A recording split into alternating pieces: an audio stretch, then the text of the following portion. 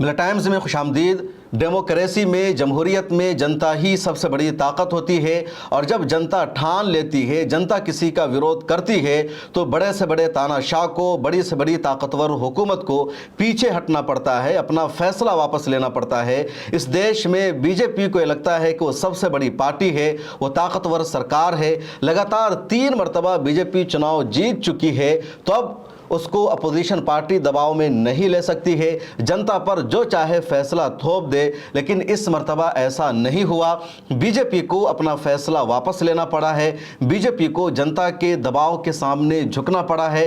विरोध की वजह से बीजेपी ने अपने फैसले को वापस ले लिया है और वो फैसला है बीजेपी का ऑपरेशन सिंदूर कैंपेन। ऑपरेशन सिंदूर कैंपेन चलाने का बीजेपी ने फैसला किया था। बीजेपी का एजेंडा और मकसद यह था कि 9 जून से देश के तमाम इलाकों में एमपी रोजाना 15 से 20 किलोमीटर की पैदल यात्रा करेंगे, तमाम घरों में जाएंगे, औरतों से मिलेंगे और औरतों को वो सिंदूर का डब्बा भी देंगे और मैसेज आएगा कि नरेंद्र मोदी ने उनके लिए सिंदूर भेजा है। और ऑपरेशन सिंदूर कैंपेन को 9 जून से लॉन्च करने का प्लान था और फोकस था वो स्टेट, वो इलाका जहां अगले 1-2 सालों में इलेक्शन होने हैं।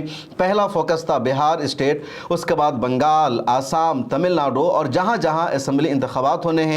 2025 में सिर्फ बिहार में इलेक्शन है, 2026 में कई स्टेट में इलेक्शन है, जैसे आसाम है, बंगाल है या कुछ दूसरे इलाके हैं। तो ये बीजेपी का टारगेट था और तमाम अखबारात ने इस खबर को शाया की थी। जी न्यूज़ हो या दूसरे न्यूज़पेपर हो, उन सब जगह ये तफसील सामने आई कि बीजेपी ने ऑपरेशन सिंदूर कैंपेन लॉन्च करने का फैसला किया है। 9 जून से ये कैंपेन लॉन्च होगा और बीजेपी के एमपीज रोजाना 15 से 20 किलोमीटर की पैदल यात्रा करेंगे, घरों में जाएंगे, महिलाओं से मिलेंगे और उनको ऑपरेशन सिंदूर की कामयाबी बताएंगे। उनके सामने नरेंद्र मोदी की कामयाबियों को रखेंगे कि कैसे 6 और 7 मई की रात में नरेंद्र मोदी की वजह से इंडियन आर्मी ने पाकिस्तान को सबक सिखाया, टेररिस्ट अटैक को निशाना बनाया। पहलगाम टेरर अटैक में जो खवातीन बेवा हो गई थी, जिनका सिंदूर उजड़ गया था, मोदी ने उन सब का बदला ले लिया है। ये एजेंडा था, ये मकसद था और इसी पर अमल किया जाना था। लेकिन जब अपोजिशन ने लगातार एतराज़ किया, इसका विरोध किया और कहा गया कि एक महिला को उसका सिंदूर उसका पति दे सकता है, उसका शौहर दे सकता है, कोई और नहीं दे सकता। और जब लगातार इसका विरोध हुआ, इस पर एतराज़ हुआ, तो अब बीजेपी को अपना फैसला वापस लेना पड़ा है। अब बीजेपी ने इस खबर को फेक न्यूज़ बताया है। सबसे पहले पीआईबी जो गवर्नमेंट का एक इदारा है, उसने खबर शाया की और बताया कि ऑपरेशन सिंदूर कैंपेन की जो खबर चल रही है ये खबर फेक है, सच्चाई से इसका कुछ भी ताल्लुक़ नहीं है। पीआईबी का आप स्क्रीनशॉट देखिए ट्विटर हैंडल का, जिसमें कहा गया Some social media posts and media reports are claiming of various decision to mark anniversary of Modi 3. PIB fact check. This claim is fake. Really only on official sources for accurate information. के ये जो information है, ये जो news है, ये fake है, सच्चाई से इसका कुछ ताल्लुक़ नहीं है। पीआईबी ने शेयर किया। उसके बाद खुद बीजेपी ने दैनिक भास्कर की न्यूज़ क्लिप को शेयर किया और दैनिक भास्कर ने भी यही लिखा कि जो खबर है सच्चाई के ख़िलाफ़ है, हकीकत से इसका कोई ताल्लुक़ नहीं है। और अब तमाम अखबारात ने इसको फेक न्यूज़ बताया, जबकि इससे पहले इन्हीं तमाम न्यूज़पेपर्स ने, वेबसाइट ने जो फेक न्यूज़ बता रहे हैं, ये लिखा था कि जून यानी 9 जून को नरेंद्र मोदी की तीसरी हुकूमत को 1 साल पूरे हो जाएंगे। पहली मरतबा 2014 में बीजेपी की सरकार बनी, दूसरी मरतबा 2019 में और तीसरी मरतबा 2024 में। और 9 जून को 2024 में नरेंद्र मोदी ने हल्फ लिया था। तो 9 जून को तीसरी मुद्दत का पहला साल पूरा हो जाएगा और उसी मौका पर बीजेपी ने कैंपेन आगाज़ करने का मंसूबा बनाया था। लेकिन जब इंडियन आर्मी ने खुद इतराफ़ कर लिया कि इंडिया का फाइटर प्लेन भी गिरा था, पाकिस्तान ने इंडिया के 26 एयर बेसेस पर हमला किया, कुछ को नुकसान भी हुआ और अपोजिशन ने लगातार एतराज़ किया कि आखिर इस हमले से हमें मिला क्या। पहलगाम टेरर अटैक के जो जिम्मेदार हैं, जो दहशतगर्द हैं, क्या वो गिरफ्तार हो चुके हैं, उनको सज़ा मिल चुकी है। इंडिया और पाकिस्तान के दरमियान जो कन्फ्लिक्ट हुई तो उसमें किसकी जीत हुई और किसकी हार हुई, ये भी वाज़ेह फैसला नहीं हो सका। और सबसे बड़ा एतराज़ जिसका सामना करना पड़ रहा है मोदी सरकार को, वो अमेरिका की तरफ से सीज फायर का ऐलान था और ट्रंप एक दो बार नहीं 10 बार क्रेडिट ले चुके हैं कि हमने सीज फायर कराया। अब सवाल यही पूछा जा रहा है कि जब इंडियन आर्मी तैयार थी, पीओके को हम लेने वाले थे, तब क्यों इंडियन आर्मी को अपने पीछे छोड़ दिया, क्यों इंडियन आर्मी को अपने रोक दिया। जो मकबूजा कश्मीर है उसको हम वापस ले सकते थे पाकिस्तान से, फिर नरेंद्र मोदी ने सीज फायर का ऐलान क्यों करवाया। ये सबसे बड़ा एतराज़ है और इस एतराज़ को, इस बात को दबाने के लिए मोदी सरकार ने फैसला किया था ऑपरेशन सिंदूर कैंपेन चलाने का। लेकिन जब लोगों ने रिएक्शन देना शुरू कर दिया, पब्लिक का रिएक्शन सामने आया, तो सरकार को यह कदम पीछे हटाना पड़ा है। पब्लिक का रिएक्शन क्या था, महिलाएं क्या कह रही थी, आप इन वीडियोस को देखिए। मोदी जी कह रहे हैं मैंने महिलाओं के सिंदूर का बदला लिया है और मेरी नसों में खून नहीं सिंदूर बहता है। ये बहुत भद्दा मजाक है एक भारतीय महिलाओं के साथ। महिलाओं का सिर्फ अपने पति के नाम का सिंदूर वो लगाती हैं। मोदी जी पहले उस सिंदूर का कर चुका दें जो उन्होंने कई सालों पहले भरा था किसी की मांग में। घटिया लोग सिंदूर की कीमत समझ ही नहीं सकते, वो सिर्फ पॉलिटिक्स और पॉलिटिक्स चमकाने का काम करते हैं। ऑपरेशन सिंदूर मोदी जी ने किया, महिलाएं कितना खुश हैं इससे? खुश तो उनसे पूछो ना जिनका सुहाग उजड़ गया है, जिनकी बहनों की हाथ में जो भाइयों को राखी बांधती थी ना, उनसे पूछो कि उनका भाई चला गया, राखी किसको बांधेगी वो, ठीक है, उनसे पूछो। ये सिर्फ एक मजाक किया गया है।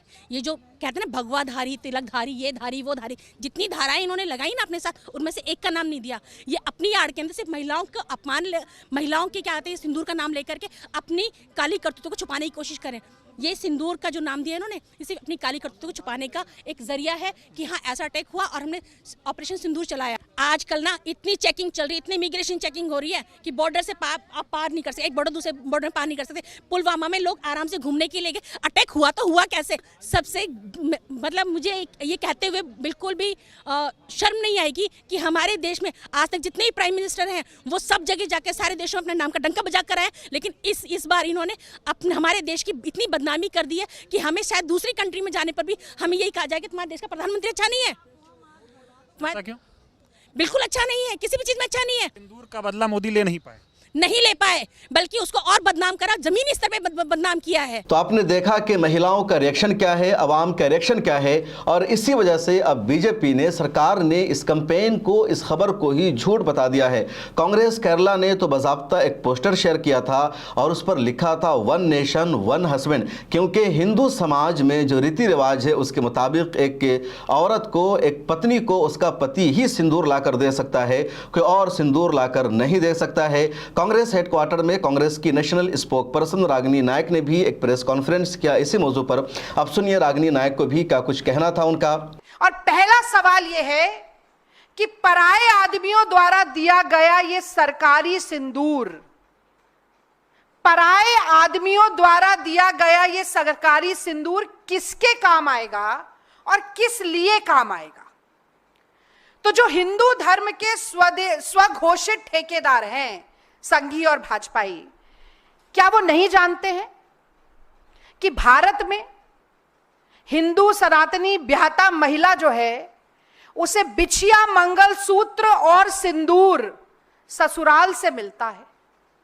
उसके गले में मंगलसूत्र और उसकी मांग में सिंदूर उसका पति सजाता है, या फिर सिंदूर मिलता है शक्तिपीठ से, मंदिर से, सौभाग्य के आशीर्वाद के रूप में। तो ये जब आपके कार्यकर्ता डिब्बियों और पैकेट में सिंदूर पहुंचाएंगे, और लिख कर रख लीजिए कि जिस डिब्बी में, जिस पैकेट में सिंदूर जाएगा उसके ऊपर भी मोदी जी की फोटो छपी होगी। इसके अलावा सुप्रिया श्रीनेट ने भी इस पर एक वीडियो जारी की, उसको सुनिए।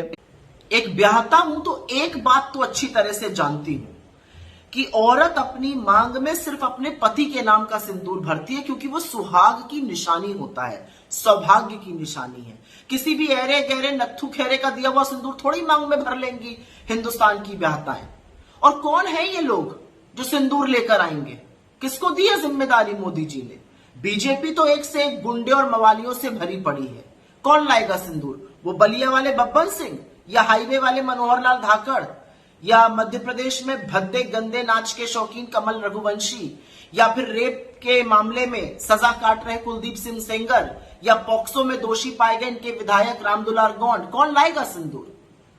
जब ये एक से एक लफंगे आपके घर सिंदूर लेकर आएंगे आपकी पत्नियों के लिए, आपकी बहुओं के लिए, आपकी बेटियों के लिए, तो आप क्या करिएगा? क्योंकि इन्हीं तरह के लीचड़ों से बीजेपी भरी पड़ी है और इन्हीं को जिम्मेदारी दी है मोदी जी ने सिंदूर बांटने की।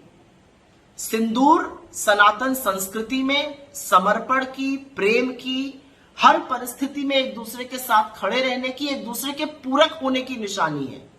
सिंदूर का मान ना रखने वाले सिंदूर को तो बख्श देते, उसका भी मखौल बना डाला। सोशल मीडिया पर यूजर्स ने लगातार अपना रिएक्शन दिया, ट्रेंड चलाया, सरकार को टारगेट किया और कहा एक महिला को नरेंद्र मोदी कौन होते हैं लाकर सिंदूर देने वाले।